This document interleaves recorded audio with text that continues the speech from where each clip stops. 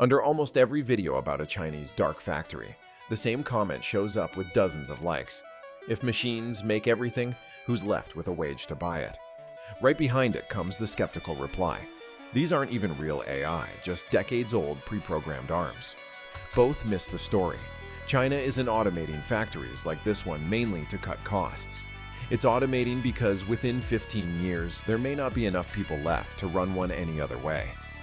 The facility sits in Beijiao Town, Shunde District, inside Media's home turf in Guangdong Province.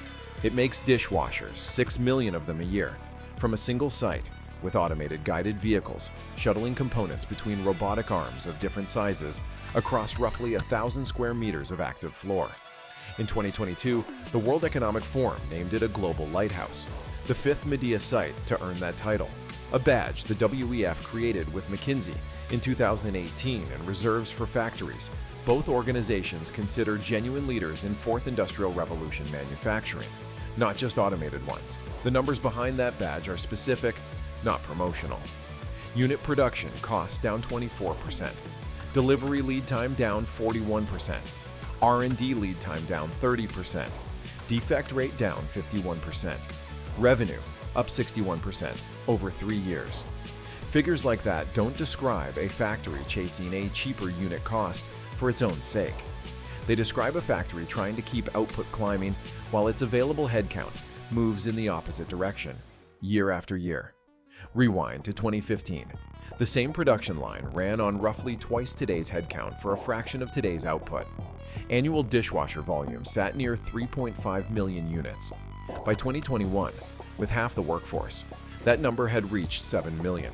Jiang Tao, the site's chief digitalization engineer, summed it up to state media in 3 words: half the people, doubled output. That phrase, half the people, is carrying more weight in this story than most coverage gives it credit for. Now widen the frame, because this is not one factory's quirky efficiency drive. Medea alone runs 4 WEF lighthouse sites across smart home appliances, spanning Shunde, Hefei, Jingzhou, and beyond. And the same playbook shows up outside dishwashers too. Its Chongqing air conditioning chiller plant runs on solar power and self-driving vehicles to assemble 50-ton units in a week. And an hour's drive from Shunde, the Zhongshan facility that supplies Wistron shuttles parts among more than 20 production lines with the same pitch-black floor. China as a whole hosts 62 of the World Economic Forum's 153 global lighthouses, more than any other nation, and it installed more industrial robots in 2022 alone than every other country on Earth combined, according to the International Federation of Robotics. This is not an isolated engineering flex. It is a coordinated, nationwide reflex, and reflexes need triggers. Part of that trigger is the story everyone already knows. Beijing's 2015 robot density target called for 150 robots per 10,000 workers by 2020, up from just 36 in 2015. China blew past it, hitting 246 by 2022. Reaching that scale meant owning the supply chain, not renting it, which is why Medea bought the German robotics maker KUKA outright in 2016 for 4.5 billion euros, a company whose main product until then had been air conditioners, buying one of the most sophisticated robotics makers on the planet. The bet paid off differently than expected. By 2023, domestic robot makers, Astune, Xiaosun, and Innovance among them, held 36% of China's home robotics market, up from under 10% in 2015. Medea itself grew alongside that shift into a Fortune 500 company with roughly 150,000 employees worldwide. China didn't just deploy automation at scale. It built the industry that builds the automation, so it would never again depend on an import license to keep the lights off. The pattern isn't unique to appliances either, which is part of what makes it a national trend rather than a Medea specialty. Eaton's Changzhou electronics site, managing more than 164,000 stock-keeping units, cut lead times by 39% and grew revenue 129% without adding a single worker, using AI, simulation, and advanced robotics the same way Medea does.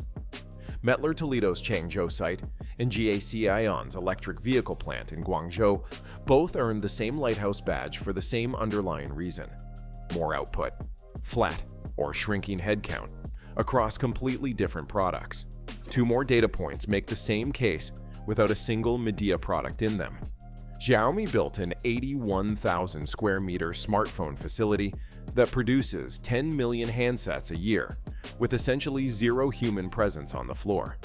While Foxconn, the contract manufacturer behind a large share of the world's electronics, replaced 60,000 workers with robots in a single plant.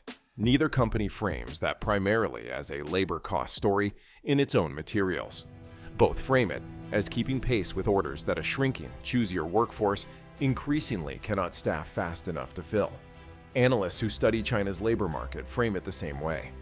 UBS researchers wrote plainly that a shrinking working-age population, combined with structural shifts in labor supply and demand, is accelerating the adoption of automation, robotics, digitalization, and AI, both to meet labor needs and to raise productivity while saving costs.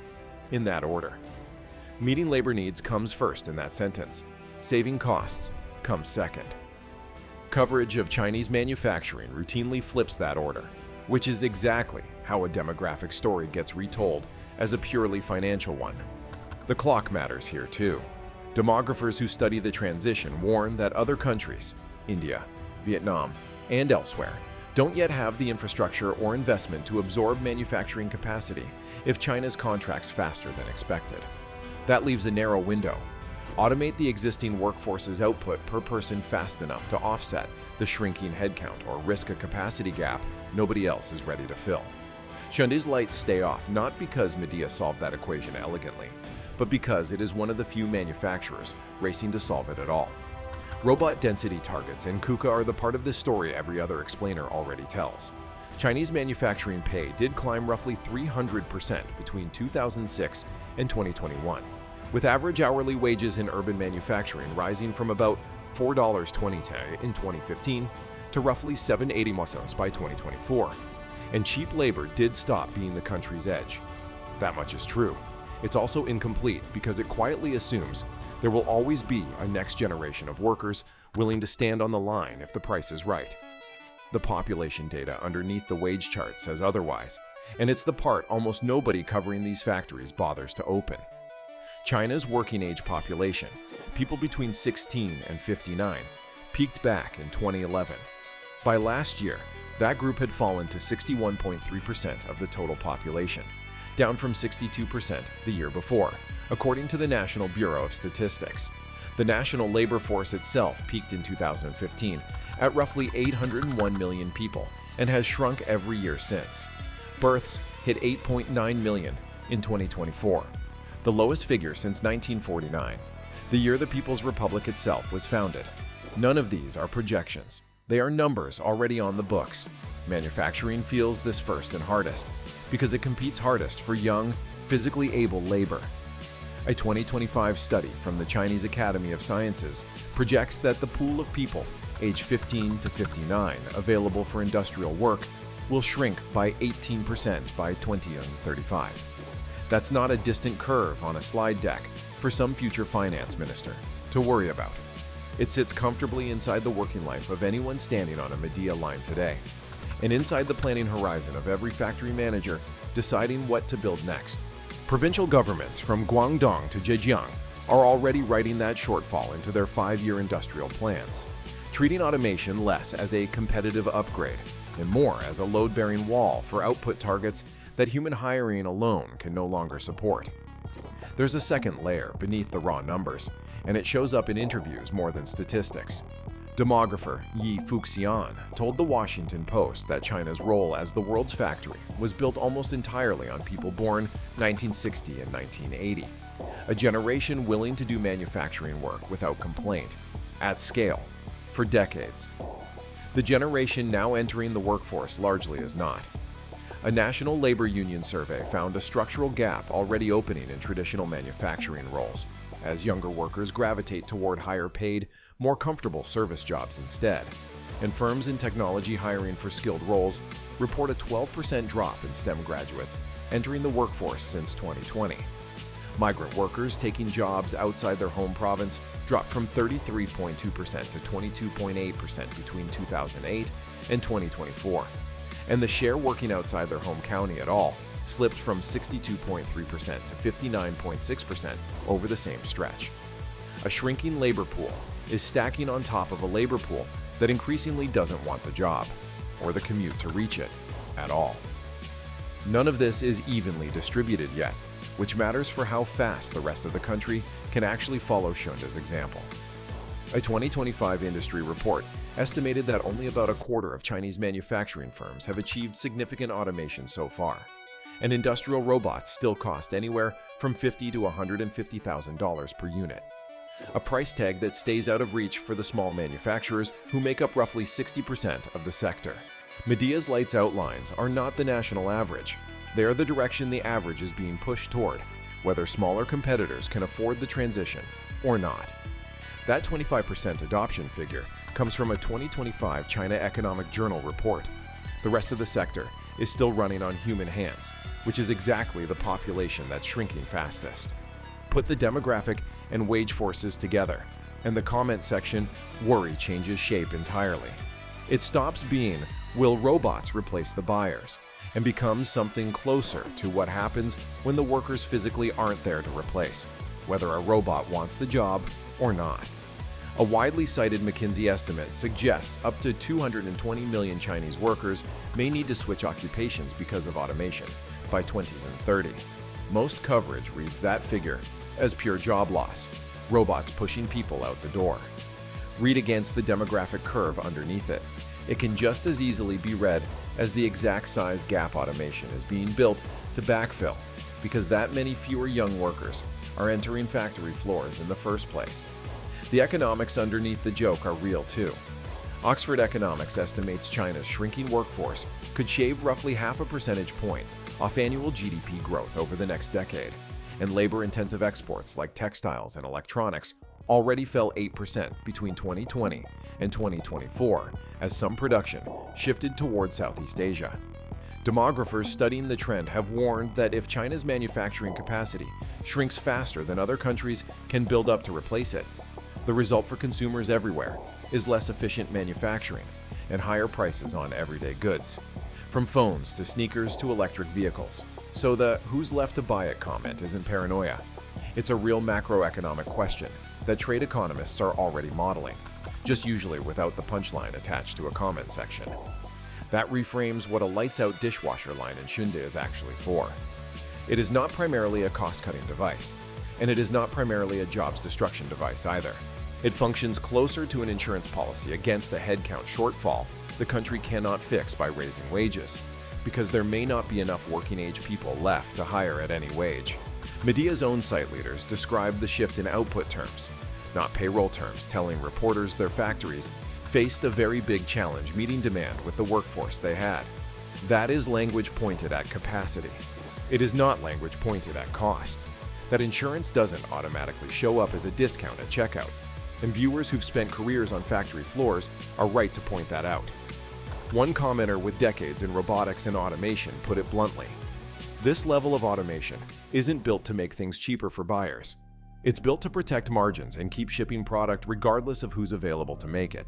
Media's own reported 24% cut in unit production cost is a real number.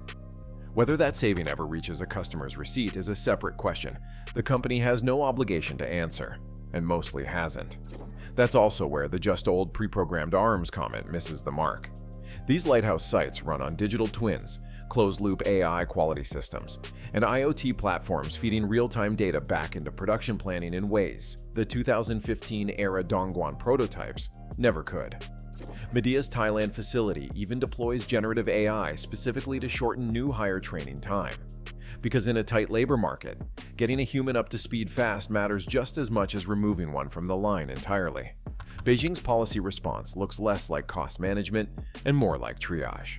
The government has floated gradually raising the retirement age, expanded a national private pension scheme in December 2024 to every worker enrolled in urban or rural pension insurance, broadening the investment products available to soften the fiscal weight of an aging population, and pushed vocational skills plans aimed at moving remaining workers into higher value roles that sit alongside automation instead of competing with it for the same job. None of that reads like a country trying to make manufacturing cheaper. It reads like a country trying to keep manufacturing staffed at all, by any available means. Skeptics inside the industry add a necessary caveat here. Engineers who spent decades in robotics and factory automation point out that fully automated lines still need manual workarounds when equipment fails, and high-reliability systems still need skilled people watching over them from a control room, if not the floor itself. Lights out doesn't mean people out entirely, whatever the marketing language around these facilities implies. It means the ratio of people to output keeps falling on purpose, because the older ratio of workers the country used to rely on may simply not be there to hire anymore, at any price point. The Ministry of Industry and Information Technology has projected that by 2030, most large-scale facilities inside its designated smart manufacturing zones will meet lights-out certification standards. Set against the demographic math, that target reads less like ambition and more like necessity. These zones aren't racing competitors abroad so much as racing a headcount cliff that was already written into birth statistics 15 and 20 years ago, long before anyone in Hyundai poured the first foundation. There's a global echo to this too, though China is moving through it faster than most. Japan's working-age population share sits even lower than China's, at 58.5% versus 61.3%, compared with 64.9% in the United States and 68.5% in Vietnam, and Japan automated decades ago for exactly this reason. The difference is speed. Japan had decades to adjust gradually, one aging generation at a time.